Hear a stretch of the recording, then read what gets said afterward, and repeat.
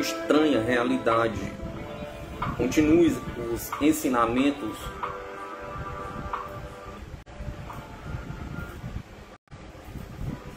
uma estranha realidade. Continua os ensinamentos de Dom Juan sobre as plantas alucinógenas. 21 de maio de 1968. Nada de extraordinário aconteceu em minha viagem para visitar Dom Juan. A temperatura no deserto passou dos 38 graus e estava bem desagradável. De tardinha, o calor diminuiu. E quando cheguei à casa dele, no princípio da noite, havia uma brisa fresca. Eu não estava muito cansado, de modo que ficamos sentados no quarto dele, conversando. Sentia-me à vontade e tranquilo.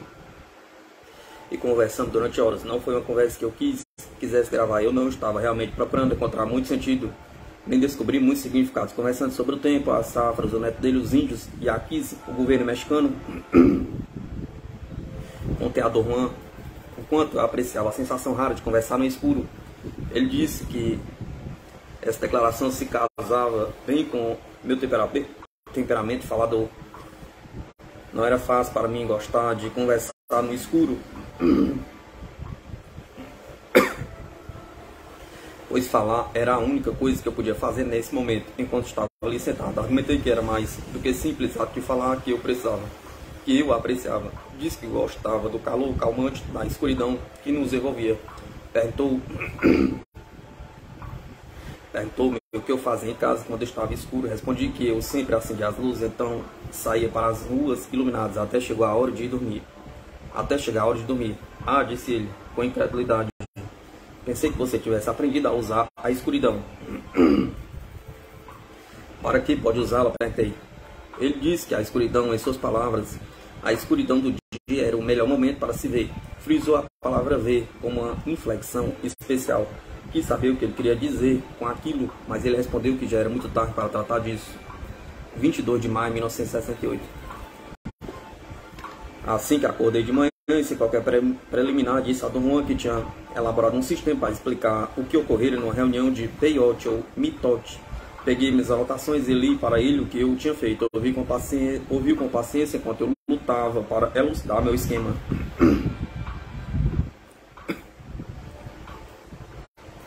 Falei que acreditava ser necessário um líder disfarçado para sugerir coisas aos participantes, para eles poderem chegar a um acordo pertinente. Observei que as pessoas comparecem a um mitote para procurar a presença de mescalito e suas lições sobre maneira certa de viver. E que essas pessoas nunca trocam uma palavra, nem um gesto entre si. No entanto, estão de acordo quanto à presença de mescalito e sua lição específica. Pelo menos era isso que eles supostamente faziam nos mitotes a que eu compareci. Concordava que mescalito lhe apareceram individualmente e lhes deram uma lição. Em minha experiência pessoal, descobrira que a forma da visita individual de mescalito e sua lição consequente eram impressionantemente homogêneas, embora variando em conteúdo de pessoa a pessoa. Eu não conseguia explicar essa homogeneidade a não ser como resultado de um sistema sutil e complexo de sugestões construído. Terminei pedindo-lhe para dizer em suas próprias qual era o processo exato para se chegar a um acordo. Quando terminei, Dom Juan franziu a cara. Pensei que ele devia ter achado minha explicação um desafio. Parecia que ele estava meditando profundamente. Depois de um silêncio razoável, perguntei-lhe o que ele achava da minha ideia. Minha pergunta fez com que ele de repente começasse a rir, depois gargalhar. Tentei rir também, perguntei, nervoso, o que era tão engraçado. Você está maluco, exclamou ele. Porque alguém se ia dar ao trabalho de dar sugestões numa ocasião importante como mitote? Perguntou. Você acha que a gente brinca com mescalito? Perguntou. Por um momento pensei que ele estava despistando, não estava realmente respondendo a minha pergunta. Por que alguém haveria de dar sugestões? Perguntou Dom Juan, obstinado. Você já esteve em mitotes? Devia saber que ninguém lhe disse como devia sentir-se, nem o que fazer. Ninguém, a não ser o próprio mescalito. Insisti que essa explicação não era possível, tornei a pedir que ele me explicasse como se chegava ao acordo. Já sei por que motivo você veio, disse Dom Juan, num tom misterioso. não lhe posso ajudar, porque não existe nenhum sistema de sugestões. Mas como é que todas aquelas pessoas podem estar de acordo quanto à presença de mescalina? Pergunta. Elas estão de acordo porque veem, respondeu ele dramaticamente, e depois acrescentou com displicência: por que você não comparece a outro mitote e vê por si? Pergunta. Senti que aquilo era uma cilada, não disse nada e guardei minhas anotações. Ele não insistiu. Pouco depois ele me pediu para levar lá à casa de um amigo. Passamos lá a maior parte do dia numa conversa. O amigo dele, John, perguntou-me em que dera meu interesse pelo peiote. John é quem dera os botões de peiote para minha primeira experiência. Havia quase 8 anos. Não sabia o que responder. Dom Juan ajudou-me dizendo a John que eu estava indo bem. Na volta para a casa de Dom Juan, senti-me obrigado a comentar a pergunta de John. E entre outras coisas, disse que não tinha intenção de aprender mais nada sobre o peiote, pois aquilo exigia um tipo de coragem que eu não possuía. E que eu estava falando sério quando disse que tinha desistido. Dom Juan sorriu e não disse nada. Continuei a falar até chegarmos à casa dele. Ficamos sentados na clareira defronte da porta dele. Estava um dia quente e claro, mas havia uma brisa de fim de tarde que o tornava agradável. Por que tem de fazer tanta força? Disse Dom Juan de repente. Perguntou. Há quantos anos você vem dizendo que não quer mais aprender? Pergunta. 3 anos. Por que é tão veemente a respeito? Pergunta. Sinto que o estou traindo, Dom Juan. Acho que é por isso que estou sempre falando nisso. Você não me está traindo. Fracassei perante você, fugi e sinto que estou vencido. Você faz o que pode, além disso ainda não está vencido. O que tenho a lhe ensinar é muito difícil. E eu, por exemplo, talvez tenha tido ainda maior dificuldade do que você. Mas insistiu Dom Juan. Meu caso é diferente. Desisti e vim procurá-lo para não porque eu quisesse aprender, mas apenas porque queria que você esclarecesse um ponto em meu trabalho. Dom Juan olhou para mim por um momento, depois desviou o olhar. Você devia deixar que o fumo tomasse a dirigi-lo, falou vigorosamente. Não, Dom Juan, não posso mais usar seu fumo. Acho que estou esgotado. Você nem começou ainda. Tenho muito medo. Então tem medo. Não há nada de novo em se ter medo. Não pense no seu medo. Pense nas maravilhas de se ver. Desejo sinceramente poder pensar nessas maravilhas, mas não consigo. Quando penso em seu fumo, sinto uma espécie de escuridão me envolvendo. É como se eu soubesse... É como se não houvesse mais pessoas no mundo. Ninguém a quem recorrer. Seu fumo me mostrou o máximo em solidão. Dom Juan. Isso não é verdade. Olhe para mim, por exemplo. O fumo é meu aliado e eu não sinto essa solidão.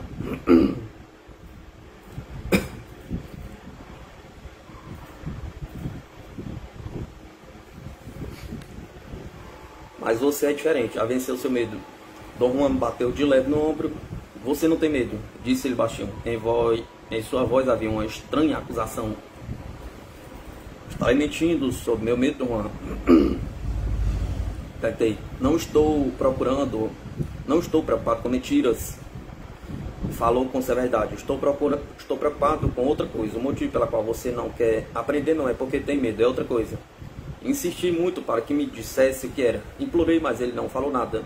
Limitava-se a sacudir a cabeça como se não pudesse acreditar que eu não soubesse. Falei que talvez fosse a inércia que me impedia de aprender. Ele quis saber o sentido da palavra inércia. Eu ali para ele, no meu dicionário. A tendência de a matéria permanecer em repouso, se está em repouso, ou movendo-se na mesma direção, se está em movimento, a não ser que afetada por alguma força estranha. A não ser que afetada por alguma força estranha, repetiu. Essa deve ser a melhor palavra que você pode encontrar. Já lhe disse, só um doido empreenderia a tarefa de se tornar um homem de conhecimento por sua própria vontade. Um homem sensato tem de ser levado a isso. Um homem sensato tem de ser levado a isso. Porque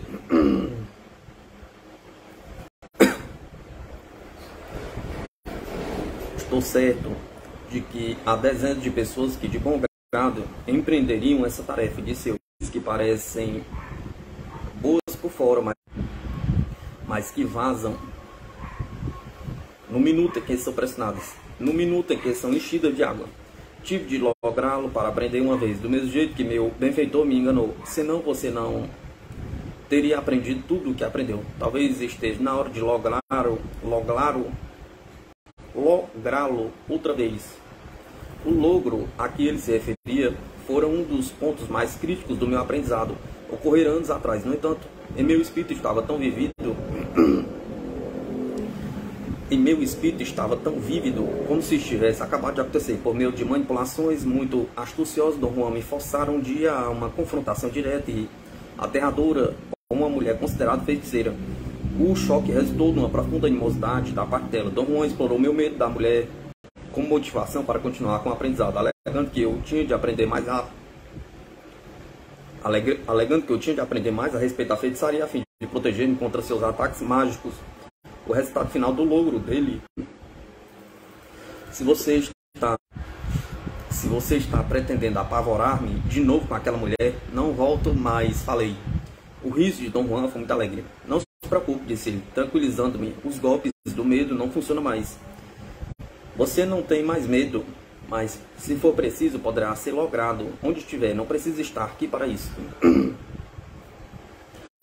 Pôs o braço atrás da cabeça, deitou-se para dormir. Trabalhei em minhas anotações até ele acordar. Umas 2 horas depois, já estava quase escuro.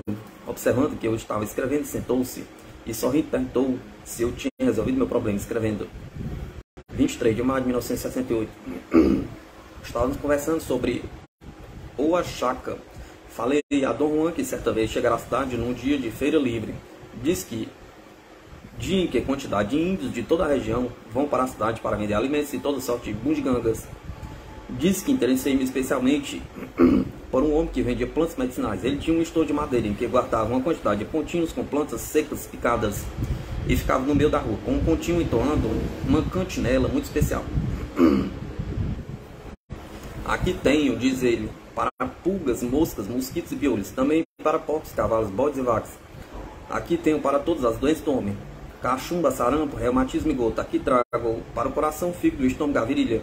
Aproximem-se, senhoras e senhores. Aqui tenho para pulgas, moscas, mosquitos e piolhos. Eu ficara escutando por muito tempo o método dele para enumerar uma longa lista de doenças do homem para os quais ele dizia ter cura. O artifício que usava para dar ritmo à sua cantinela era para, depois de enumerar uma série de 4. Dom Juan disse que também ele vendia ervas na feira em Oaxaca. Quando era jovem, disse que ainda se lembrava de sua cantinela de venda e repetiu-a para mim aos gritos. Disse que ele e seu amigo Vicente aqui faziam os preparados. Aqueles preparados eram bons mesmo, disse Dom Juan. Meu amigo Vicente fazia ótimos extratos das plantas com TA.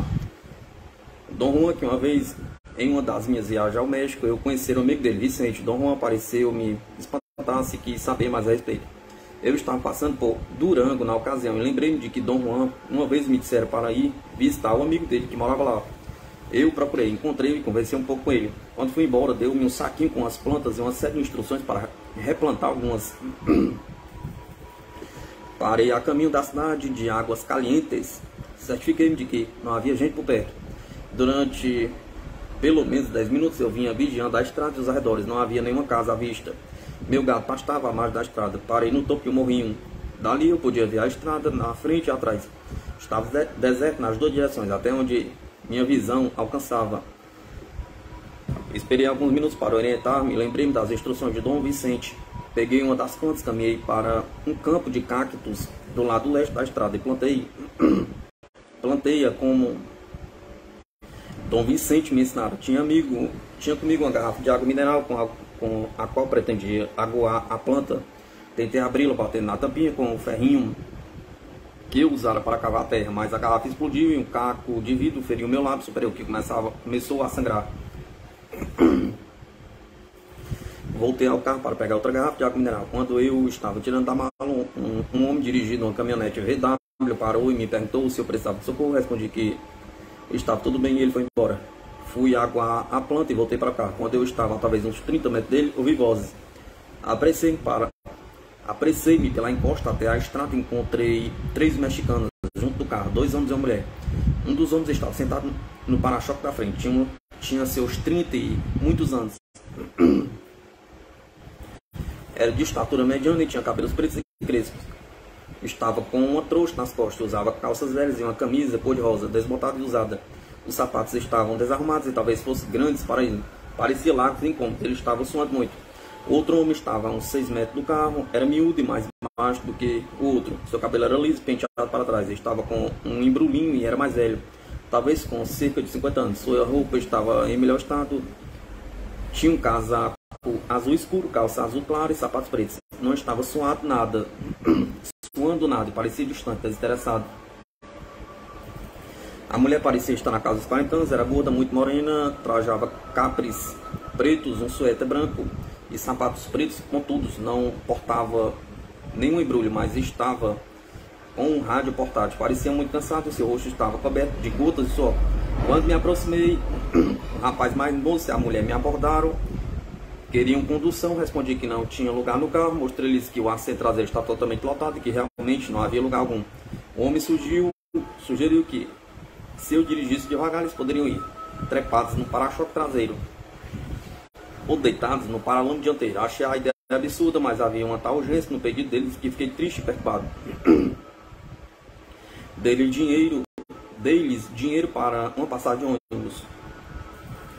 O rapaz mais moço pegou as notas, agradeceu, mas o mais velho deu as costas com desprezo. Quer transporte, disse ele. Não estou interessado em dinheiro. Depois ele se virou para mim. Não nos pode dar comida ou água? Pediu. Não tinha realmente nada para lhe dar. Ficaram olhando para mim por algum tempo, depois se afastaram. Entrei no carro e tentei ligar o motor. O calor era muito intenso e o motor parecia estar afogado. O rapaz mais moço parou quando ouviu o motor de arranque girar e voltar. E voltou, ficando atrás do carro, pronto para empurrá-lo. Tive uma apreensão imensa. Chegava a estar ofegante. O motor afinal pegou e eu parti rápido. Depois que acabei de contar tudo isso, Dom Juan ficou pensativo durante muito tempo. Por que não me contou isso antes? Perguntou sem olhar para mim. Eu não sabia o que dizer. Dei de ombros e disse que não pensava que fosse importante. É um bocado importante, disse ele. Vicente é um feiticeiro de primeira categoria. Deu-lhe alguma coisa para plantar, porque tinha lá seus motivos. E se você encontrou 3 pessoas que pareciam ter aparecido do nada, logo depois que você a plantou, também havia um motivo para isso. Mas só um tolo como você não ligaria para um instante, pensando que não era importante. Eu queria saber exatamente o que tinha acontecido quando visitei Dom Vicente. Falei que estava circulando pela cidade, passei pela feira, então tive a ideia de procurar Dom Vicente. Entrei na feira e fui para o setor das ervas medicinais. Havia 3 barracas seguidas, mas eram atendidos por 3 mulheres gordas. Fui até ao final da rua e encontrei outra barraca depois da esquina. Ali vi um homem magro, miúdo, de cabelos brancos. No momento, estava vendendo uma gaiola de passarinho a uma mulher. Esperei por perto até ele ficar sozinho.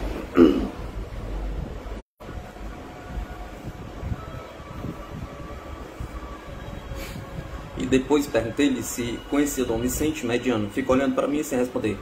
O que deseja com Vicente Medrano? Perguntou afinal.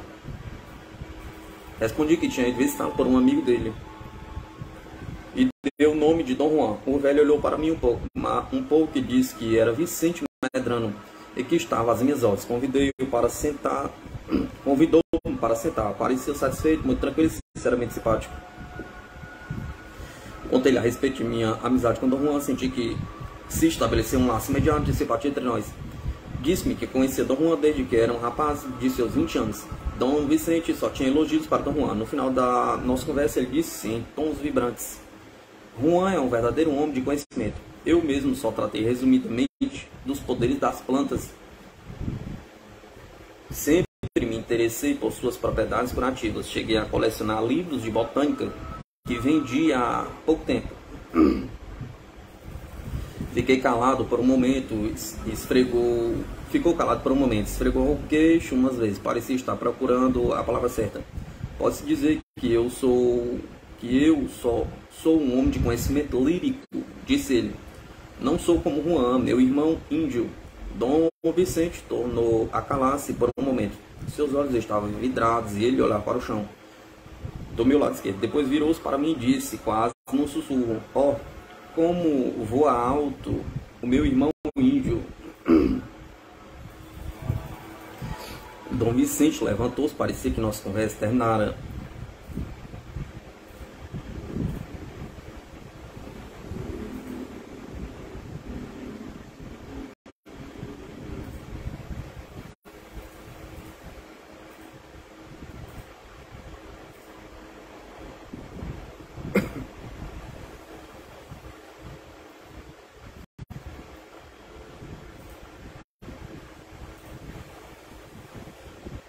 Se alguma outra pessoa tivesse dito alguma coisa a respeito de um irmão índio, eu teria achado que era um chavão barato, mas o tom de voz de Dom Vicente era tão sincero e seus olhos tão limpos que ele me cativou com a imagem de seu irmão índio voando tão alto.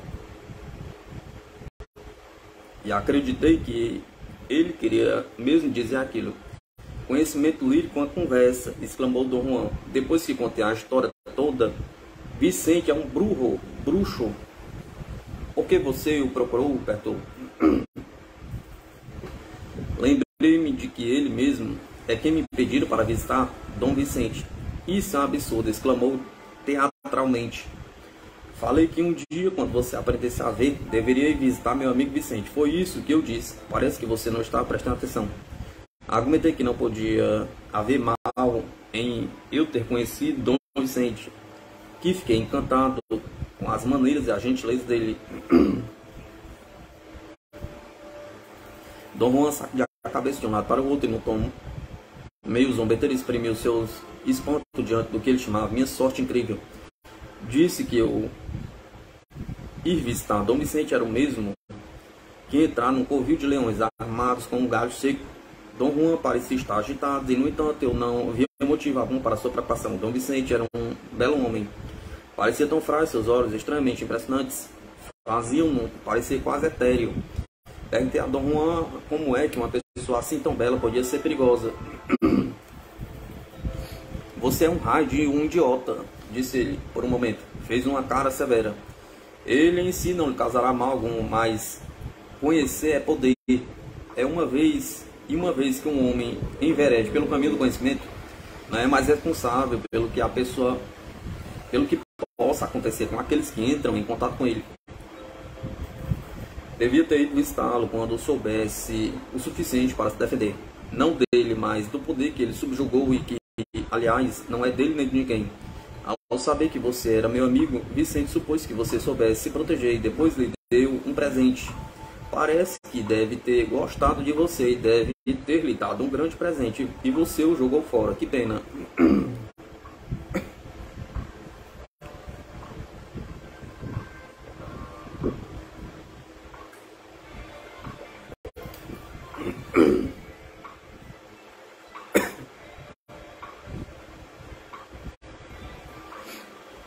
De maio de 1968.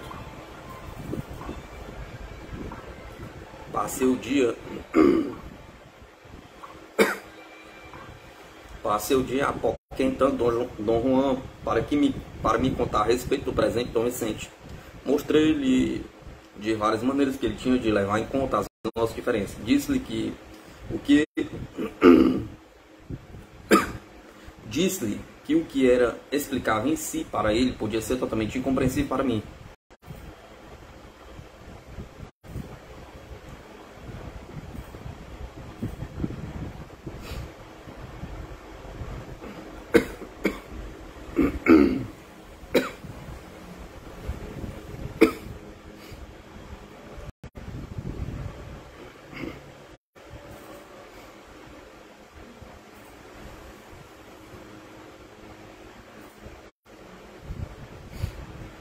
Quantas plantas lhe deu? Perguntou por fim. Respondi que eram 4, mas na verdade não me lembrava. Em seguida, Dom Juan quis saber exatamente o que tinha acontecido depois que deixei Dom Vicente e antes de parar a margem da estrada, mas também não consegui lembrar-me disso. O número de plantas é importante, a ordem dos acontecimentos também, disse ele. Como poderei dizer-lhe qual foi o presente? Se você se lembrasse.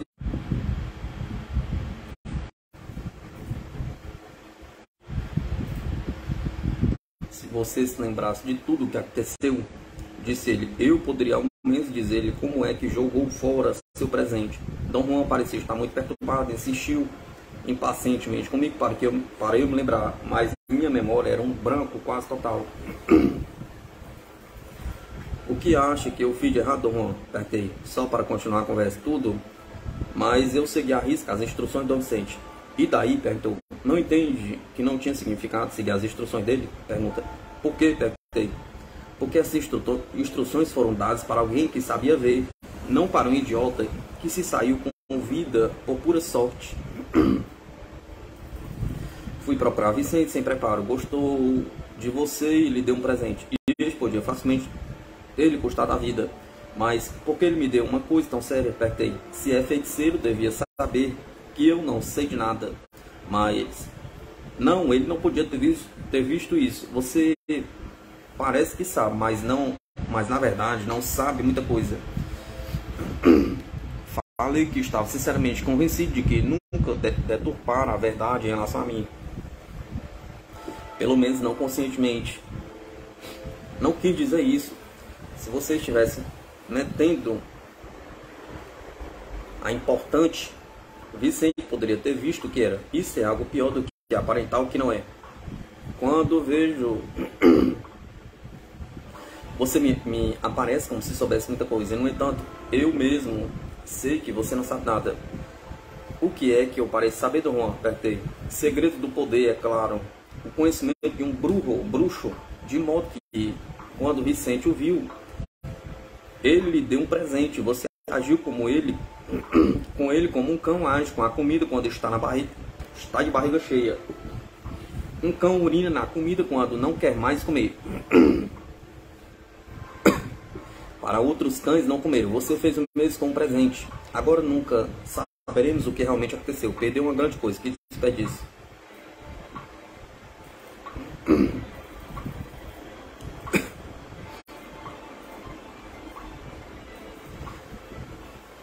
Calou-se um pouco depois, deu de ombros e sorriu.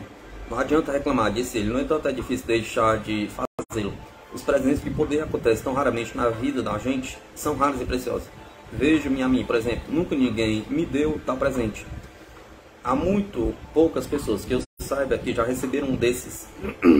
Desperdiçar uma coisa tão rara me parece uma pena.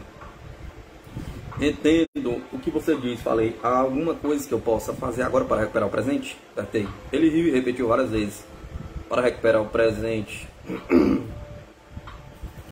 Soa bem, disse ele. Gosto disso. E, no entanto, não há nada que se possa fazer para recuperar seu presente. Em 5 de maio de 1968.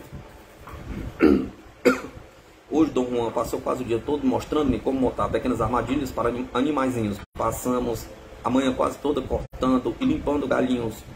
Eu estava como disse, eu era o único que podia mexer com as mãos e a boca. Afinal, sentamos para descansar e eu fiz uma pergunta. Como é que a gente vê, Dom Juan? Perguntei. Você tem de aprender a ver para saber disso. Não posso lhe dizer. É um segredo que não posso saber? Perguntei. Não, é só que não posso descrevê-lo. Por quê? Não faria sentido para você. Experimente, Dom Juan. Talvez faça sentido para mim. Não tem de fazer por si. Uma vez que você aprenda, poderá ver cada coisa no mundo de maneira diferente. Então, Dom Juan, não vê mais o mundo de maneira normal.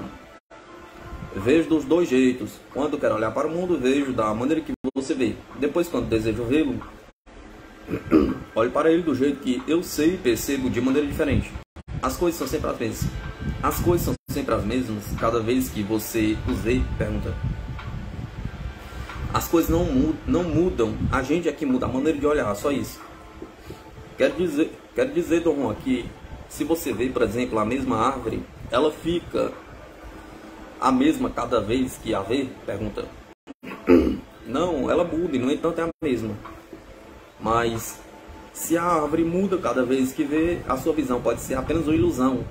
Ele riu e não respondeu por algum tempo. E parecia estar pensando. Por fim falou. Sempre que você olha para as coisas, não as vê. Apenas olha para elas, supondo que para se certificar de que há alguma coisa ali. Como não está preocupado em ver as coisas parecem as mesmas cada vez que olha para elas. Mas quando aprende a ver do outro lado, uma coisa nunca é a mesma cada vez que você a vê. E no entanto é a mesma. Já lhe diz, por exemplo, que um homem é como um ovo. Cada vez que veio o mesmo homem, que vejo o mesmo homem, eu vejo um ovo. E no entanto não é o mesmo ovo.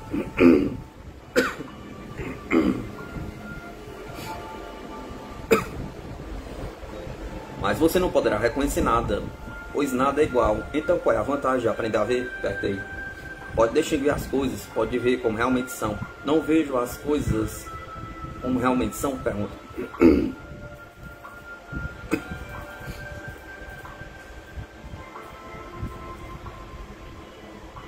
Não, seus olhos só aprenderam a olhar. Por exemplo, veja as 3 pessoas que você encontrou, os 3 mexicanos. Descreva-os detalhadamente. E me disse que até as roupas estavam usando.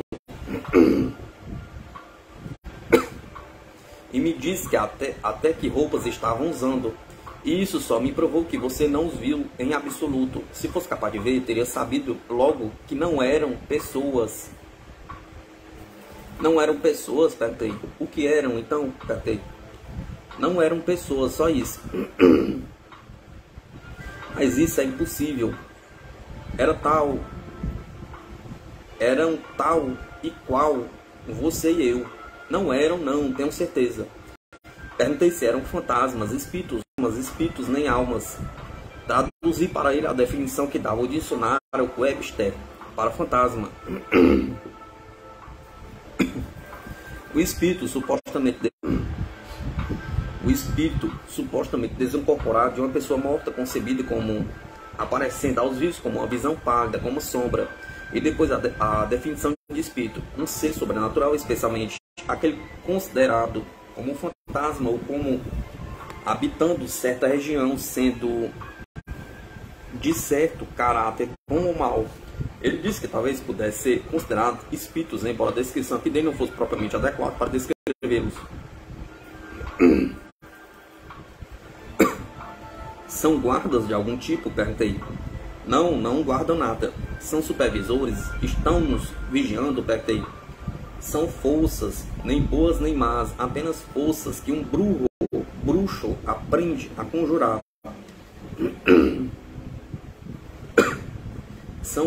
São os aliados, Dom Juan? Perguntei. Sim, são os aliados de um homem de conhecimento.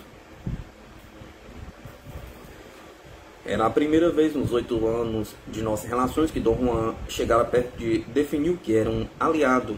Devo ter-lhe pedido para fazê-lo dúzias de vezes, geralmente desprezava minha pergunta, dizendo que eu sabia o que era um aliado e que era besteira falar o que eu já sabia. A declaração direta de Dom Juan a respeitar a natureza de um aliado era uma novidade e senti-me levado a sondá-lo.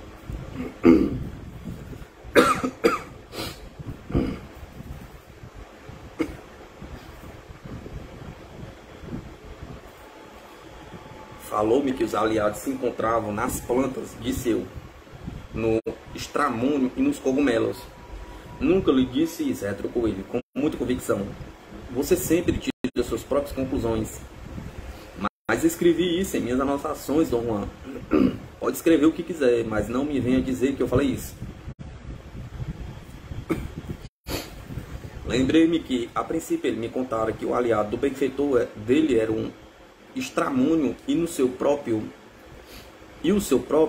o fuminho, e que mais tarde ele esclarecera a questão, dizendo que o aliado era contido em cada planta.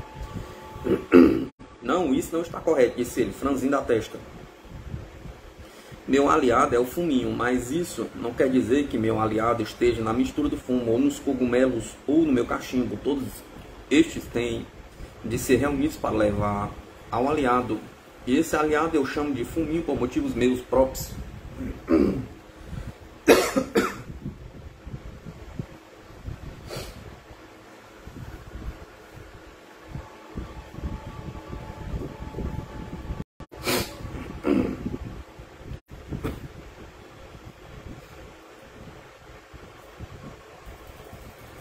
Dom Juan disse que as 3 pessoas que eu tinha visto, que ele chamava aqueles que não são pessoas, Los que no sogenten eram, na verdade, aliados de Dom Vicente.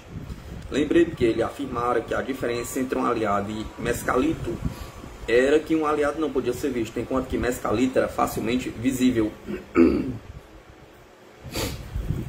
Nesse ponto entramos numa longa discussão. Ele falou que tinha dito que um aliado não podia ser visto porque o aliado adotava de qualquer forma. Quando observei que certa vez ele também dissera que Mescalito adotava qualquer forma, Dom Juan mudou de assunto, dizendo que a visão a que ele se referia não era o olhar para as coisas normal, e que a minha confusão provinha da minha insistência em falar.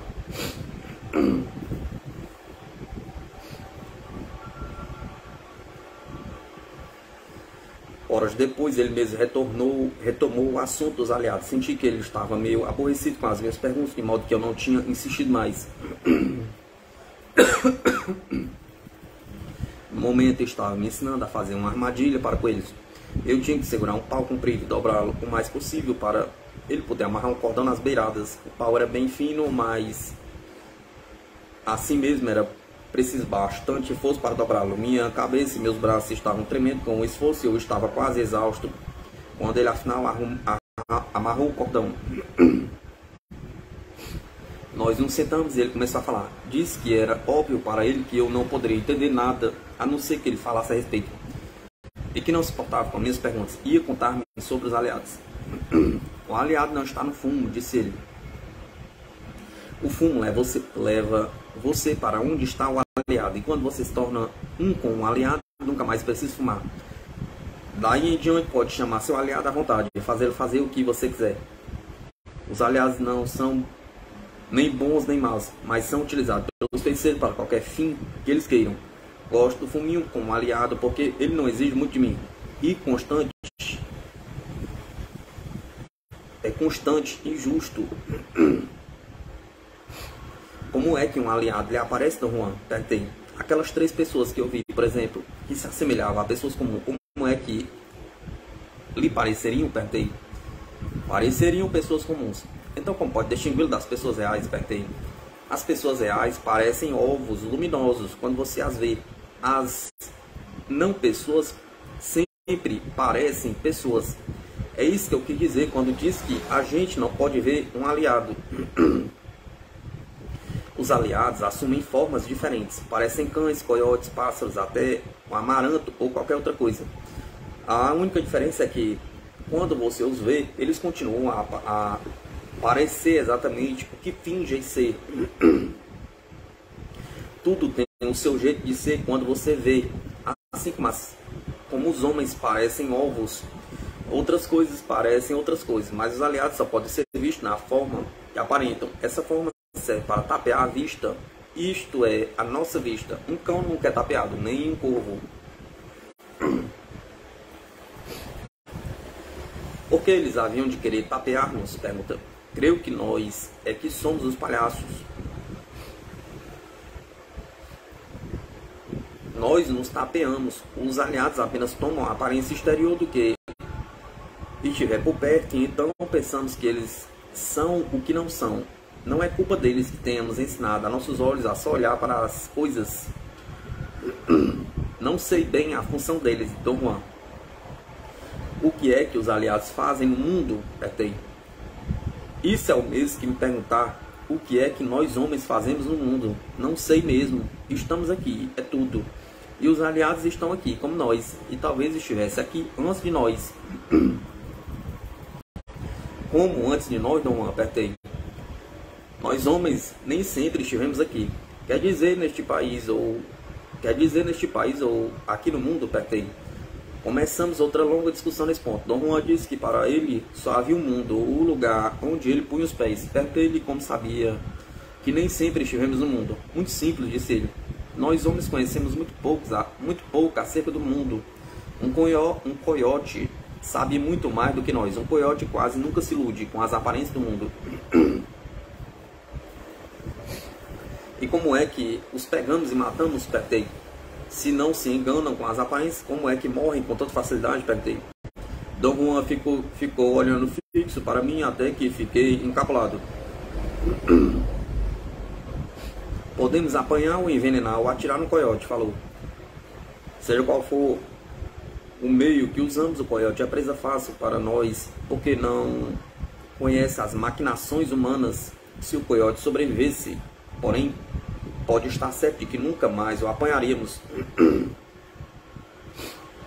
Um bom caçador sabe disso, nunca arma a armadilha duas vezes no mesmo lugar, pois se o coiote morrer numa armadilha, todos os outros veem a morte dele, que perdura, e assim fugirão da armadilha até da própria região em que foi preparada. Nós, por outro lado, nunca vemos a morte, que perdura no local em que morreu um de nossos semelhantes. Podemos suspeitar, mas nunca vemos. O coiote pode ver o aliado, por certo? Perguntei.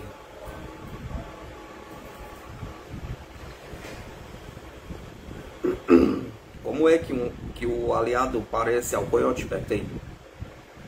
Eu teria de ser o coiote para saber isso, mas posso dizer-lhe que para um corvo ele parece um chapéu pontudo, redondo e largo embaixo, terminando numa ponta comprida. Alguns brilham, outros, a maioria, são opacos e parecem muito pesados. Lembram pano ensopado, são formas sinistras. Que aspecto tem para você quando os vê, Dom Juan? Apertei. Já lhe disse, tem um aspecto daquilo que estejam fingindo ser. Toma qualquer forma, o tamanho que lhe convenham. Podem ter a forma de uma pedrinha ou de uma montanha. Eles falam, riem ou fazem algum barulho, Apertei. Em companhia dos homens, comporta-se como homens. Na companhia de animais, comportam-se como animais. Os animais geralmente têm medo deles, mas se estiverem habituados a ver os aliados, não os importunam. Nós mesmos fazemos coisas semelhantes. Temos centenas de aliados entre nós, mas não os importunamos. Como os nossos olhos só podem olhar para as coisas, nem reparamos neles. Quer dizer que algumas das pessoas que vejo na rua não são pessoas realmente? Perguntei, intrigado. Algumas não são, respondeu enfaticamente. Essa afirmação pareceu absurda e, no entanto, eu não podia pensar seriamente que Dom Juan dissesse uma coisa dessa só para fazer sensação. Falei que aquilo parecia conto de ficção científica sobre seres de outro planeta.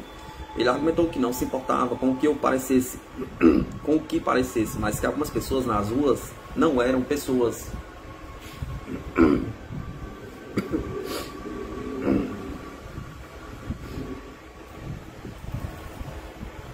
Por que você há de pensar que todas as pessoas na multidão em movimento são seres humanos? Perguntou com um ar mais sério do mundo.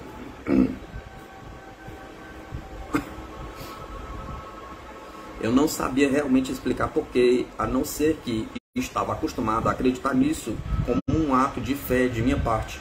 Continuou a falar, dizendo que gostava muito de ficar olhando em lugares movimentados com muita gente e que às vezes via um bando de homens que pareciam ovos, e entre a massa de criaturas como ovos descobria uma que parecia exatamente uma pessoa. É muito agradável fazer isso, disse ele rindo, ou pelo menos é agradável para mim. Gosto de ficar sentado nos jardins e estações rodoviárias olhando. Às vezes vejo logo um aliado, outras vezes só vejo pessoas de verdade. Uma vez vi dois aliados sentados num ônibus, lado a lado. Foi a única vez em minha vida que vi dois juntos. Teve um significado especial para você ver dois deles? Perguntei. Por certo, tudo o que fazem tem um significado. Dos atos deles, às vezes um bruxo pode extrair seu poder, mesmo que um bruxo não tenha um aliado próprio. Conquanto que saiba ver, pode manejar o poder observando os atos dos aliados. Meu benfeitor me ensinou a fazer isso. Durante anos, antes de ter meu aliado, eu procurava os aliados no meio do povo, e cada vez que eu via ele me ensinava alguma coisa. Encontrou três juntos. Que lição magnífica você desperdiçou. Ele não disse mais nada até terminarmos de montar a armadilha com ele. Depois virou-se para mim e falou de repente, como se acabasse de lembrar, que outra coisa importante nos aliados é que se a gente encontrasse dois deles, era sempre dois da mesma espécie. Os dois aliados que ele viu eram 2 homens, disse ele. E como eu havia visto 2 homens e uma mulher, ele deduzia que minha experiência era mais rara ainda.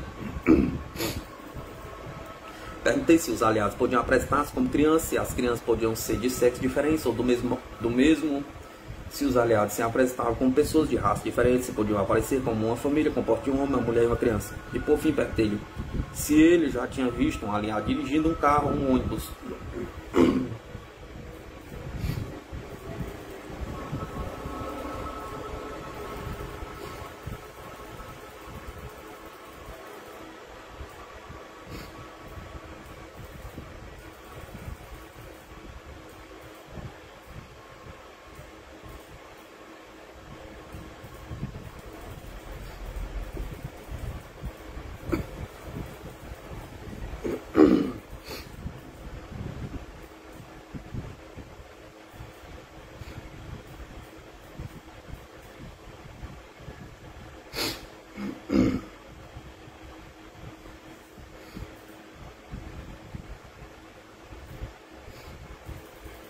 Dom Juan não respondeu nada, ficou sorrindo, deixando que eu falasse. Quando ouviu minha última pergunta, deu uma gargalhada e disse que eu estava sendo descuidado com minhas questões e que teria sido mais apropriado perguntar se ele já tinha visto um aliado dirigindo um veículo a motor. Você não vai esquecer as motocicletas, não é? Perguntou com um olhar malicioso. Achei graça no fato de ele estar se divertindo com minhas perguntas e rir com ele. Então explicou que os aliados não podiam tomar o comando nem agir sobre alguma coisa diretamente, mas que podiam agir sobre um homem de maneira indireta. Dom Juan disse que entrar em contato com um aliado era perigoso porque este era capaz de provocar o pior numa pessoa. O aprendizado era longo e árduo, disse ele, porque a pessoa tinha de reduzir ao mínimo tudo o que era desnecessário na vida, a fim de suportar o impacto de um encontro desses. Dom Juan disse que seu benfeitor, da primeira vez que teve contato com um aliado, foi levado a queimar-se e ficou ferido como se uma onça o tivesse estraçalhado. No caso pessoal dele, falou, um aliado o empurrou para dentro de uma pilha de lenha ardente e ele se queimou nos 2 joelhos, num dos joelhos e num dos ombros, mas as cicatrizes desapareceram com o tempo, quando ele se tornou um só com um aliado. No dia 10 de junho de 1968, parti numa longa viagem com Dom Juan para participar de um mitote. Eu estava esperando aquela oportunidade havia meses, e no entanto não havia muita certeza de querer ir. Creio que minha hesitação se devia ao meu medo de ingerir peiote numa reunião peiote, e eu não tinha a menor intenção de fazer isso. Eu tinha manifestado essas intenções várias vezes a Dom Juan. A princípio riu paciente, mas por fim declarou com firmeza que não queria mais ouvir uma palavra sobre meu medo.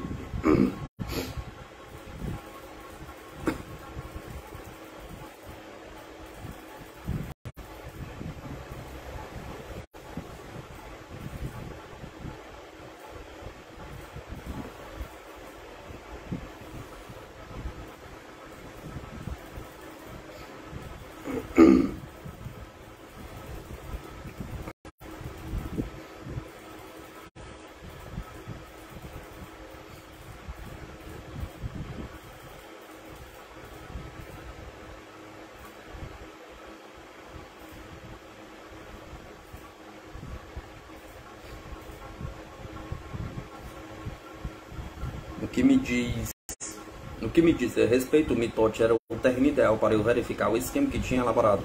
Para começar, nunca largara completamente a ideia de que era necessário um líder disfarçado nessas reuniões para garantir a concordância dos participantes.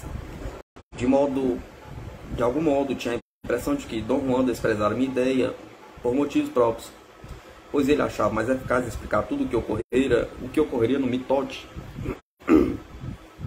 Em termos de ver, eu achava que meu interesse em descobrir uma explicação aceitável em meus próprios termos não estava de acordo com o que ele próprio queria que eu fizesse. Por isso, ele tinha de abandonar meu fundamento lógico, como costumava fazer, com tudo que não se conformava com seu sistema. Pouco antes de partirmos na viagem, Dom Juan aliviou minha apreensão de ingerir um peiote, dizendo-me que eu só estava comparecendo à reunião para assistir a ela. Fiquei animado naquele momento. Tinha quase certeza de que ia descobrir o processo oculto pela qual os participantes chegam a um acordo.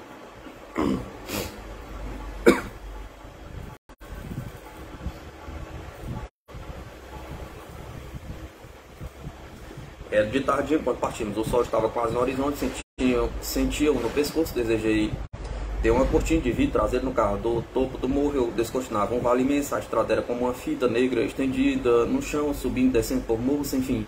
Acompanhei com os olhos por um momento antes de começarmos a descer. Dirigi-as para o sul até desaparecer numa cadeia de montanha na distância. Dom Juan estava sentado, calado, olhando para frente. Nós não trocamos uma palavra por muito tempo. Estava quente demais dentro do carro. Eu tinha aberto todos os vidros, mas não adiantou porque o dia estava extremamente quente. Estava muito aborrecido e agitado. Comecei a reclamar do calor. Dom Juan franziu a testa e olhou para mim com uma expressão estranha. Faz calor em todo o México nessa época do ano, disse ele. Não há nada a fazer a respeito. Não olhei para ele, mas sabia que me estava fitando. O carro ganhou velocidade descendo a encosta. Vagamente vi um sinal rodoviário. Vado, depressão. Quando vi a depressão, eu estava em muita velocidade, embora tivesse diminuído a marcha. Ainda assim sentimos o impacto e pulamos no assento. Reduzi bastante a velocidade. Estávamos passando por uma área onde o gado pastava livremente às margens da estrada. Zona em que a carcaça de um cavalo ou boi atropelado por um carro era coisa comum. A certa altura tive de parar completamente para permitir que uns cavalos atravessassem a estrada. Eu estava cada todos os verões me sentindo sufocado e quase nunca conseguia respirar. Você não é mais criança, disse ele, mas o calor ainda me sufoca. Bem, a fome me sufocava quando eu era criança, falou baixinho. Está sempre com muita fome. Era a única coisa que eu conhecia em criança. E eu ficava inchado até não poder respirar também. Mas isso era quando eu era criança. Hoje não posso mais focar, nem inchar como um sapo quando eu estou com fome. Eu não sabia o que dizer, senti que me estava colocando numa posição sem fundamento e logo teria de sustentar um ponto de vista que não desejava realmente defender. O calor não estava assim tão insuportável. O que me perturbava era o pensamento de ter de dirigir mais de 1.600 km até o nosso destino. Estava aborrecido e com a ideia de ter de me esforçar. Vamos parar e comer alguma coisa, falei. Talvez o calor melhore depois que o sol se puser.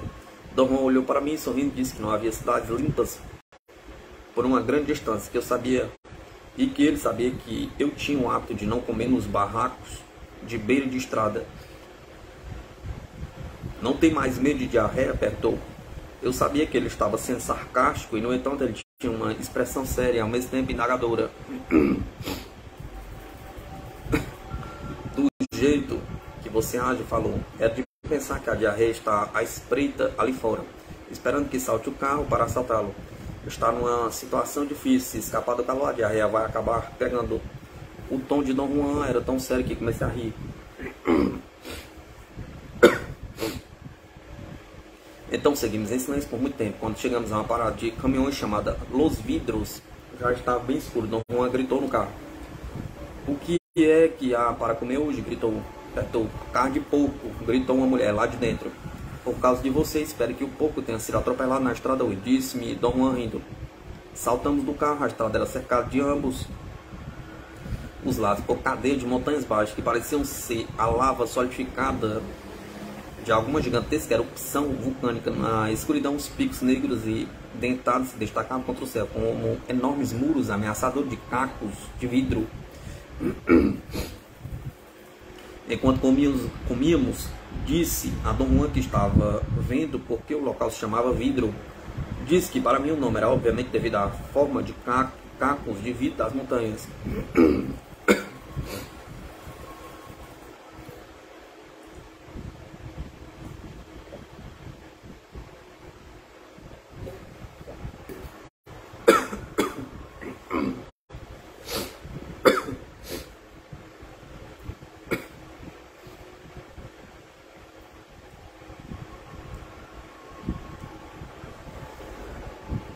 Vidros, porque um caminhão carregado de vidro tinha tombado ali e que os cacos de vidro foram deixados pela estrada durante anos. Achei que ele estava brincando e pedi que me dissesse se era aquele o verdadeiro motivo. Por que não perguntar a alguém daqui? Disse ele. Perguntei a um homem que estava sentado a uma mesa junto à nossa. Ele respondeu que não sabia como a desculpa. Foi à cozinha, perguntei às mulheres que estavam lá e se elas sabiam. Mas todos disseram que não, só sabiam que o lugar se chamava Vidro. Acho que estou certo, disse Dom Juan em voz baixa. Os mexicanos não costumam observar as coisas em volta deles. Tenho certeza de que não veem as montanhas de vidro. Mas não há dúvida de que podem deixar uma montanha de cacos de vidro por aí durante anos. Nós dois achamos graça na imagem e rimos. Depois que acabamos de comer, Dom Juan me perguntou como estava me sentindo. Respondi que estava bem, mas na verdade sentia meio esquisito. Dom Juan olhou bem para mim, pareceu perceber minha sensação de desconforto. Depois que resolvemos vir ao México,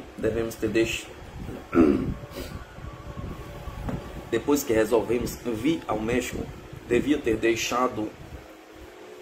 Desde que resolveu vir ao México, devia ter deixado de lado todos os seus receios mesquinhos, disse ele, muito severo. Sua decisão de vir devia tê-los vencido. Veio porque quis. É assim que agem os guerreiros. Já lhe disse várias vezes, o meio mais eficaz de se viver é como guerreiro. Preocupe-se e pense antes de tomar qualquer decisão. Porém, uma vez tomada, siga seu caminho, livre de preocupações e pensamentos. Haverá 1000 outras decisões ainda à sua espera. É assim a maneira do guerreiro. Acredito que eu faça isso, Dom Juan. Pelo menos parte do tempo. Mas é muito difícil ficar me lembrando.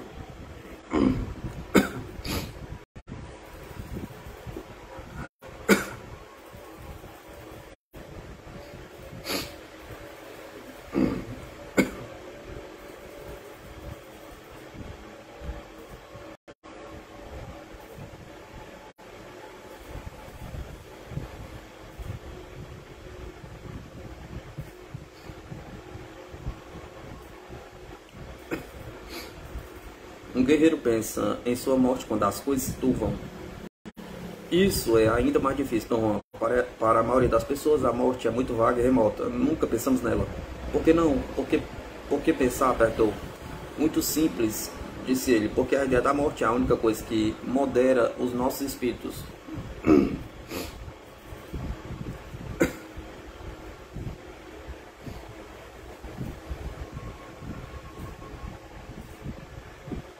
Uma estranha realidade continua os ensinamentos de Dom Juan sobre as plantas alucinógenas, Carlos Castaneda,